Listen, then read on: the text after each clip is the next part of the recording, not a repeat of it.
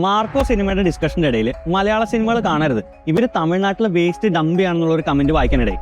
തമിഴ്നാട്ടിലെ തിരുനെൽവേലിയിൽ കേരളത്തിലെ ആശുപത്രികളിൽ ഡംപ് ചെയ്ത് സിറിഞ്ചും ബ്ലഡും ഡൈപ്പേഴ്സും ഉൾപ്പെടെ 300 ടൺ മെഡിക്കൽ വേസ്റ്റ് ആണ്. കഴിഞ്ഞ 10 കൊല്ലമായിട്ട് ഇങ്ങനത്തെ കേസുകൾ കർണാടകയിലും തമിഴ്നാട്ടിലും റിപ്പോർട്ട് ചെയ്യുന്നുണ്ട്.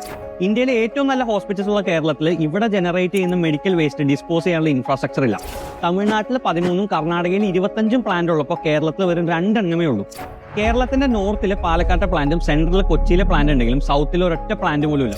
റൂൾസ് പ്രകാരം മെഡിക്കൽ വേസ്റ്റ് 75 കിലോമീറ്ററിൽ കൂടുതൽ ട്രാൻസ്പോർട്ട് ചെയ്യാൻ പാടില്ലാത്തപ്പോഴാണ് തിരുവനന്തപുരം മുതൽ പാലക്കാട് വരെ ഇത് ട്രാൻസ്പോർട്ട് ചെയ്യേണ്ടി വരുന്നത്.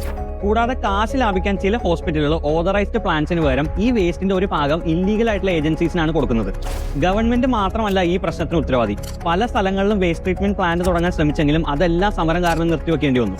ഈ ലേറ്റസ്റ്റ് തമിഴ്നാട്ടിലെ ഇൻസിഡന്റ് ഇഷ്യൂ ആയതിനു ശേഷം കേരളം തന്നെ അത് ക്ലിയർ ചെയ്തു. മെഡിക്കൽ ഫീൽഡിലെ അച്ചീവ്മെന്റ്സിനെ അപ്രീഷിയേറ്റ് ചെയ്യപ്പെടുന്ന കേരളത്തിന് ഇത് ഒരു ഹ്യൂമിലിയേഷൻ ആണ്.